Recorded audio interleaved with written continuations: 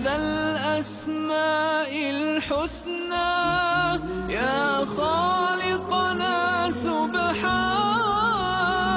الله التواب الإله الوهاب الرب القريب الطيب المجيب الرقيب الحسيب. بسم الله الرحمن الرحيم. الحمد لله رب العالمين، والصلاة والسلام على رسوله الكريم محمد وعلى آله وصحبه أجمعين.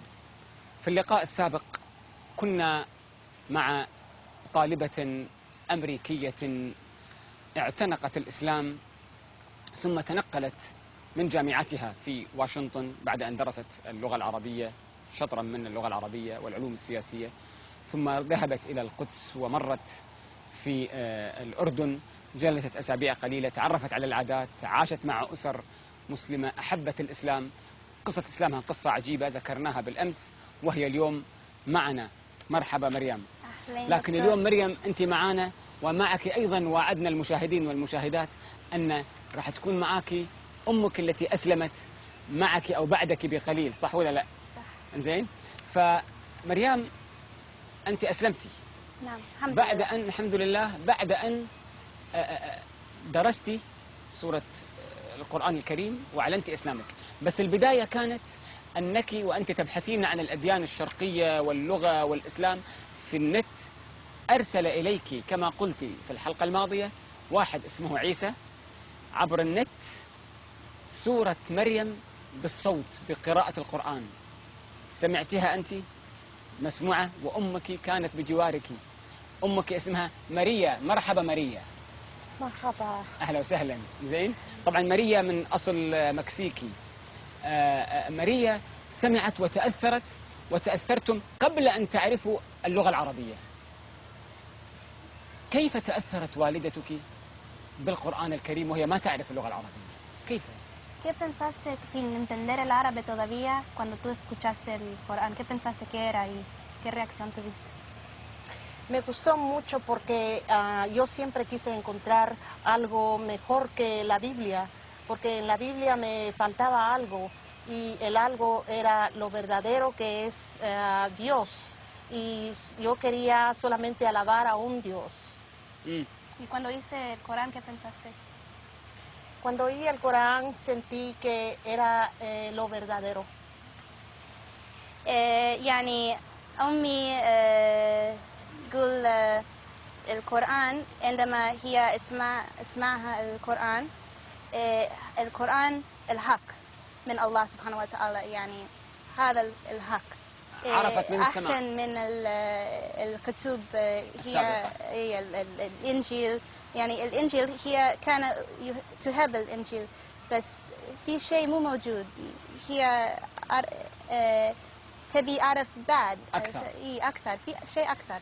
بس عندما أسمع القرآن لقيت هذا الشيء الحق من الله. يعني لما سمعتي بسم الله الرحمن الرحيم كافها يا عين صاد ذكر رحمة ربك عبده زكريا إذ نادى ربه نداء خفيا، تأثرت لما سمعت هذا الكلام؟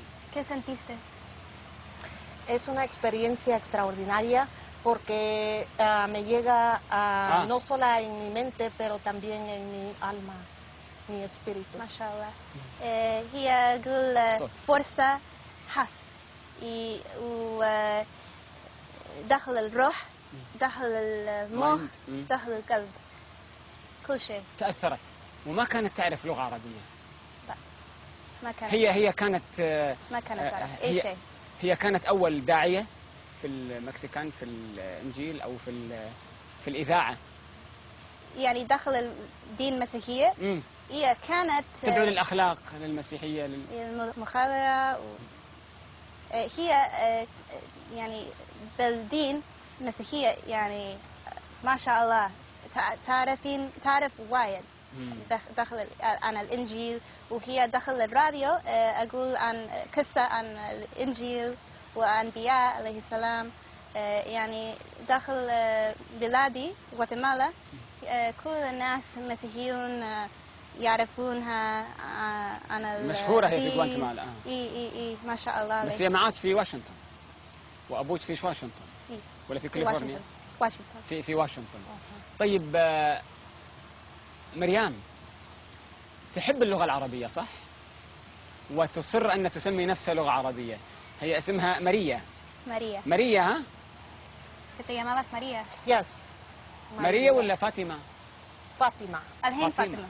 الحين سميتي فاطمة نفسك بك. فاطمة ها؟ قبل ماريا. قبل ماريا الحين Yes. فاطمة. Fátima. ليش تحب اللغة العربية؟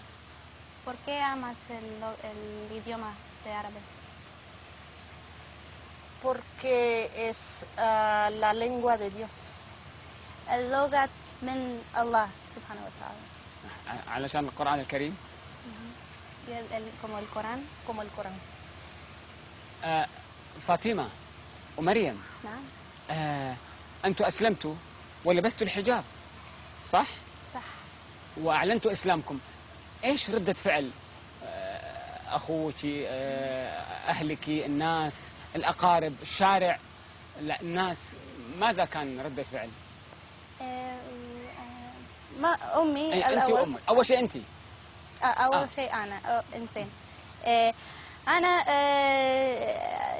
داخل الجامعة كل زملائي في واشنطن ولا هنا؟ في واشنطن. في واشنطن. إيه. كل زملائي أسألني شوفني صلاة ويعني الهاك وقيامي والملابس ملابس إسلامية. والعيون. أسألني ليش كذي؟ ليش أنت كذي؟ وليش الحجاب؟ بس هذا فرصة لأكلم عن الإسلام معهم. والدعوة. وهم ممكن هم يقولي ممكن جاي معك إلى المسجد. هم يبون يعرفون عن الإسلام يعني. في فضول يبي يعرفون. إيه. يعني الحجاب واللبس مفتاح للتعرف. كل شيء الطريق كل طريقة. الطريقة. إيه. الالتزام. إسلامي. الالتزام الصح. يروح المسجد يعني فرصة. الصلاة فرصة. يقرأ القرآن فرصة. القيام فرصة. كل شيء فرصة. وماما ¿Cómo tú te reaccionaron a tú usando hijab aquí o allá? ¿Qué te han preguntado? En los Estados Unidos. ¿Aquí o allá también?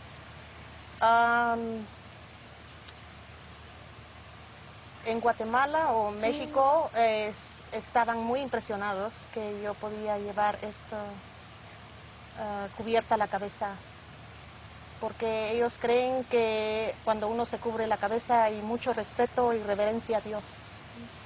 الناس في غواتيمالا يفكرون الحجاب يعني respect مع الله سبحانه وتعالى. يعني أذكر الله. أيوة. كل الوقت. تقدير. مع الحجاب. تقدير إيه واحترام يعني نعم لله عز وجل. صلاة مع الحجاب صح؟ صحيح. ليش لا كل الوقت؟ حلوة هذه الصلاة. الله معنا كل الوقت. كل الوقت يا سلام. يعني سبحان الله يا جماعة فهمهم للحجاب ورسالته الاجتماعية والدعوية والشخصانية أيضا أوعى من كثير من المسلمات. ما أقول المتبرجات اللي الله إن شاء الله يوفقهم، لكن مع الأسف عندنا أقلام وداعيات بلسان طويل وقلم جارح ضد الأحكام. الحجاب درستيه تذكرين كنت تقولين؟ درسته. فهو سنة ولا واجب؟ أنا بالنسبة